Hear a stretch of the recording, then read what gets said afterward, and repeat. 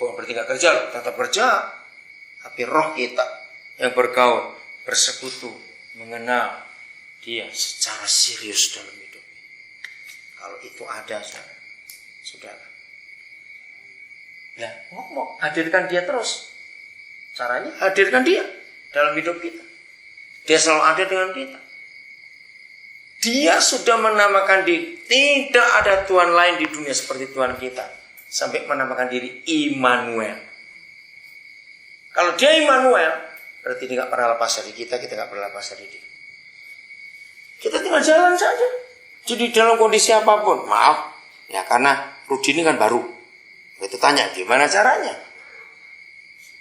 Saudara sadar, walaupun kita lagi di WC, dia tetap Immanuel. Ya sudah. Jadi kita bisa bergaul dengan dia dimanapun, dalam kondisi apapun, dalam keadaan apapun. Terus ngajak ngomong dia, hadirkan dia dalam hidup. Sambil tidur, sambil jalan, sambil apa saja. Maaf kalau saya katakan sambil ngupil pun. Amin. Ngupil, bersihin hidung. Maaf Bu Min. Itu artinya dia tetap Immanuel buat kita. Jadi nggak ada alasan untuk kita nggak bisa bergaul dengan Papa, karena dia hadir terus dalam hidup kita. Aduh, saudara, indah sekali dengan Papa itu. Maka itu konsep jangan Tuhan dulu. Kenali dia sebagai ayah yang baik dulu dalam kehidupan kita. Nikmati dia sebagai Papa. Sampai akrab betul-betul. Maka enak sekali kita bergaul dengan dia. Oke? Percaya ini bisa terjadi dengan kita semua? Amin. Karena dia Papa yang baik buat kita. Hanya konsep saja yang perlu kita lakukan dalam hidup. Saya akhiri dengan pemikiran gini. Menurut saudara, sebetulnya saudara kita di perjanjian lama atau saudara kita di perjanjian baru yang lebih gampang jumpa Tuhan? Secara kebenaran baru. Sebab jalan sudah terbuka karena darah Yesus. Tapi faktanya, siapa bisa lebih dekat dengan Papa di surga? Saudara kita di perjanjian lama. Saya itu kalau baca kitab Yeskiel, Yeremia, Yesaya, iri hati betul-betul saya. Kok bisa dikit-dikit Tuhan berbicara, sebentar-sebentar Tuhan hadir. Kok enak betul? Musa, Nuh dan semuanya enak sekali. Kenapa kita lebih budak dari mereka? Padahal harusnya kita lebih peka dari mereka. Karena jalan ke Papa sudah terbuka. Jawabannya di mana? Teologi yang salah. Teologi yang salah. Yaitu mengajarkan dia adalah Tuhan duluan. Bukan sebagai Papa duluan. Maka bagian terakhir kalau saya kembali. Mengapa Adam dan Hawa masih bisa dengar suara bapaknya jalan-jalan di taman itu, padahal mereka sudah salah? Sebab mereka anak. Kenapa Tuhan Yesus bisa begitu enak jumpa Petrus, padahal dia tahu ini anak kurang ajar betul? Saya beri ilustrasi.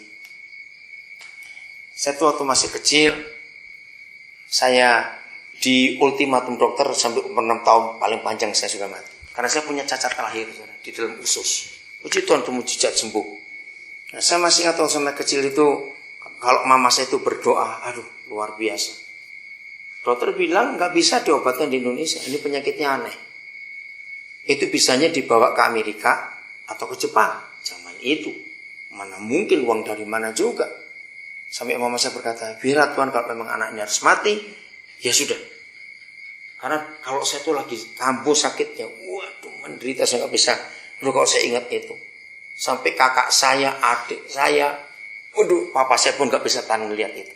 Hanya mama saya yang bisa tahan. Kalau saya datang sakit itu, saya bisa terpelintir, saya wah sudah. Terus karena pelajaran sekolah minggu saya sudah dengar. Saya tuh pernah mikir gini waktu masih kecil. Tuhan, kenapa waktu Adam dan Hawa berdosa, Tuhan gak bunuh aja mereka lalu buat lagi? Daripada gara-gara mereka saya menderita seperti ini. Itu pikiran saya waktu masih kecil. Bisa tuh anak kecil mikir seperti itu. Akhirnya suatu hari saudara, saya umur 7 tahun 8 tahun saya lupa. Papa saya itu seorang wartawan. Nah, hari-hari itu dia itu dapat kiriman buku dari Perancis, buku foto. Bayangkan ya zaman itu di Indonesia aja buku cetak aja nggak sebagus-bagus itu, kertas semua masih pakai stensil waktu itu. Saya aja sekolah SD saya masih pakai sabak istilahnya. Saya nggak tahu di antara saya ada yang pakai itu enggak. Saya kelas 4 SD masih pakai batu tulis terus saudara. Masih ada juga. Oke. Nah, tahu-tahu buku foto namanya anak kecil menarik sekali karena majalah foto. Nah, saya itu lagi makan pisang goreng. Pas saya lewat di meja papa saya, buku itu di situ. Namanya anak kecil. Tangan ini penuh minyak.